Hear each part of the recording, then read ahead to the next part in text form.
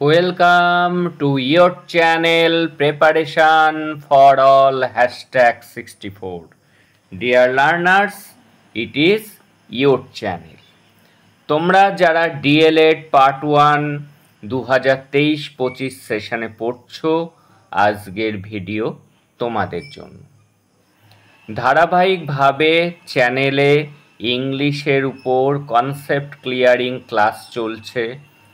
সেগুলি প্রতিটি চ্যাপ্টার ধরে ধরে 2 মার্কস, 7 মার্কস, 16 মার্কস, এমনকি এমসিকিউ কোশ্চেনেরও ক্লাস আসছে। তোমরা যারা চ্যানেলে জয়েন হওনি তারা চ্যানেলটিকে সাবস্ক্রাইব করে নোটিফিকেশান অন করে রাখো ধারাবাহিক ক্লাসগুলি পাওয়ার জন্য। এটি তোমাদের ডিএলএডে যেমন 90+ মার্কস পেতে সাহায্য করবে, সেরকমই এটি তোমাদের টেট কোয়ালিফাই করতেও কিন্তু অনেক হেল্প করবে। তাই দেরি না করে চ্যানেলের সাথে যুক্ত হয়ে যাও এবং চ্যানেলে যারা রয়েছো তারা ধারাবাহিকভাবে পরপর ক্লাসগুলিকে দেখো এবং খাতায় নোট ডাউন করে নাও। আজকে আরও একটি গুরুত্বপূর্ণ কোশ্চেন এবং তার আনসার নিয়ে আমরা আলোচনা করব। কোশ্চেনটি কি? Discuss any 2 strategies for developing writing skill. Writing স্কিলকে ডেভেলপ করার, উন্নতি ঘটানোর স্কিলগুলি নিয়ে আমরা আজকে আলোচনা করব। Writing is a technical skill. রাইটিংটা কেমন ধরনের স্কিল যদি আসে এমসিকিউ কোশ্চেন, এটি একটি technical skill that allows us to communicate effectively through the written word. এই রাইটিং কি করে? আমাদেরকে সাহায্য করে কমিউনিকেট করতে, যোগাযোগ করতে। কিভাবে? থ্রু রিটেন ওয়ার্ডস, লিখিত শব্দের মধ্যে দিয়ে কারোর সাথে যোগাযোগ করতে আমাদেরকে সাহায্য করে। It is an art. এটি একটি কিন্তু শিল্প। ভালো লেখাটাও কিন্তু একটা শিল্প, art. Which should be ডেল্ট with very carefully, যেটি আমাদের খুবই যত্ন সহকারে করা উচিত ফ্রম দ্য বিগিনিং, শুরু থেকেই। Writing skill can be more specifically include. এই রাইটিং স্কিলের মধ্যে কোন কোন জিনিসগুলি অন্তর্ভুক্ত রয়েছে? গ্রামার। গ্রামার না জানলে সঠিক লেখা যাবে না। ভোকাবুলারি জানতে হবে, অর্থাৎ স্টক অফ ওয়ার্ড না থাকলে আমরা আমাদের সম্পূর্ণ মনের ভাব এক্সপ্রেস করতে পারবো না। স্পেলিং এবং বানান যদি ভুল হয় তাহলে যে পড়বে সে কিন্তু প্রপার অর্থটি বুঝতে পারবে না। সেজন্য স্পেলিংয়ের দিকেও আমাদের নজর রাখতে হবে। সেন্টেন্স কনস্ট্রাকশনের উপর। কেমন? প্রথমে সাবজেক্ট, তারপরে ভার্ব, তারপরে অবজেক্ট, একে বলা হয়, এই যে প্যাটার্ন, এটা হলো সেন্টেন্স কনস্ট্রাকশন। আর কি?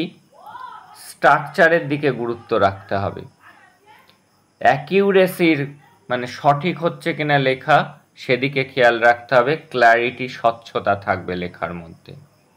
দেয়ার are many strategies for developing writing skill. এই রাইটিং স্কিলকে উন্নতি ঘটানোর জন্য অনেক ধরনের স্ট্র্যাটেজি রয়েছে। আজকে আমাদের দুটি স্ট্র্যাটেজি সম্পর্কে জানতে হবে। একটি স্ট্র্যাটেজি কি? ডিস্টিংটিভনেস, অর্থাৎ বিশিষ্টতা। তার মধ্যে কি পড়ে?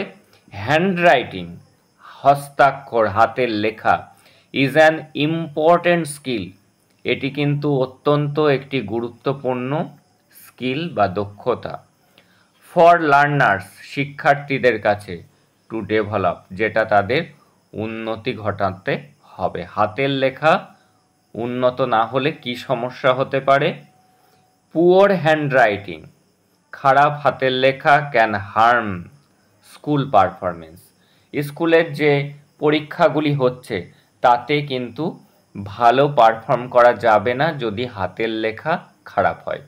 অনেকে একই লিখছে, যে ভালো মার্কস পেয়েছে সেও যা লিখেছে, যে একটু কম নাম্বার পেয়েছে সেও একই লিখেছে। কেন নাম্বারের পার্থক্য হয়েছে? হ্যান্ডরাইটিংয়ের জন্য। এই হস্তাক্ষর যার ভালো সে কিন্তু সবসময় মার্কস বেশি ক্যারি করতে পারে। এবং এই রাইটিং স্কিলের মধ্যেই রয়েছে কি স্পেলিংয়ের কথাও রয়েছে। যখন পরীক্ষার ইনস্ট্রাকশান দেয়া থাকে সেখানে দেয়া থাকে যে কি বিষয়ে নাম্বার কাটা হয়, যেমন স্পেলিং মিস্টেকে, ব্যাড হ্যান্ডরাইটিংয়ে, আনটাইডনেস, অনেকে অনেক ফাঁকা ফাঁকা ফাঁকা ফাঁকা করে বেশি লেখে, সেসব জন্য নাম্বার কাটা হয়। হ্যান্ডরাইটিং মাস্ট বি ডিস্টিংক্ট, বিশিষ্ট হতে হবে অর্থাৎ সুন্দর হতে হবে, সো দ্যাট, যাতে নো লেটার, কোনো অক্ষরই লসেস মানে হারিয়ে না ফেলে ইটস ক্যারেক্টারিস্টিক্স ফ্রম, এর গঠনগত আকৃতিটি।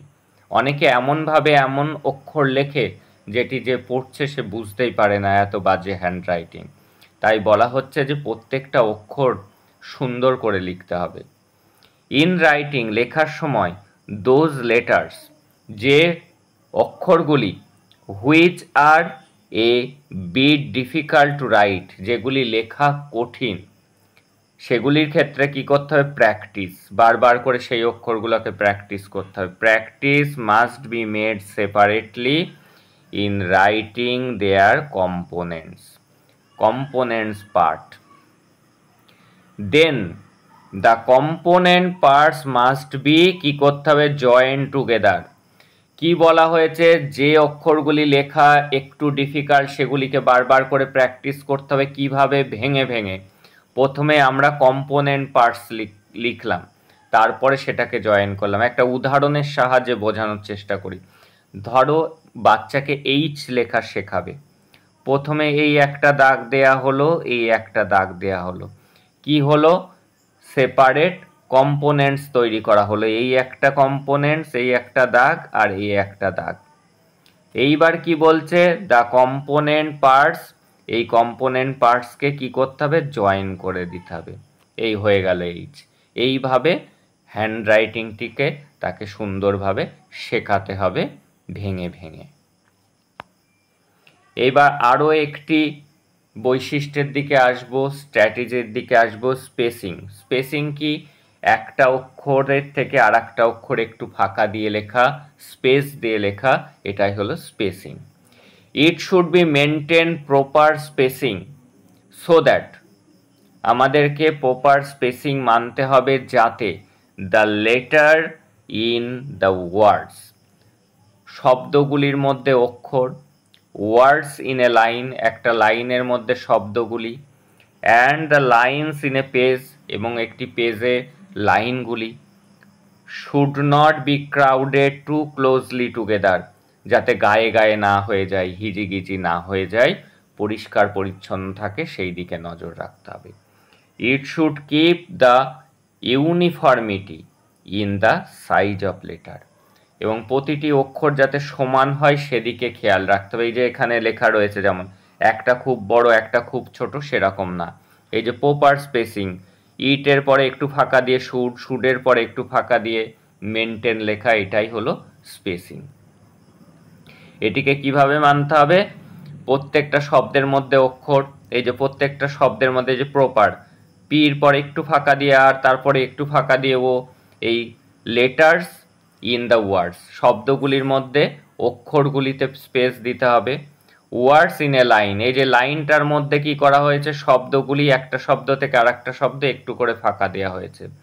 আর কি? The lines in a page, এই যে এই পেজে যে লাইনগুলো লেখা আছে, এই লাইন থেকে এই লাইন একটু স্পেস, এই লাইন থেকে এই লাইন স্পেস, তারপরের লাইনে আবার স্পেস, একটা নির্দিষ্ট স্পেস দেওয়া হয়েছে, এইটা খেয়াল রাখতে হবে। When learners can write comfortably, যখন একজন শিক্ষার্থী স্বাচ্ছন্দ্যের সাথে লিখতে পারবে, লেজিবলি, স্পষ্টভাবে লিখতে পারবে, and at a good space, একটি সুন্দর করে স্পেস দিয়ে দিয়ে সে লিখবে।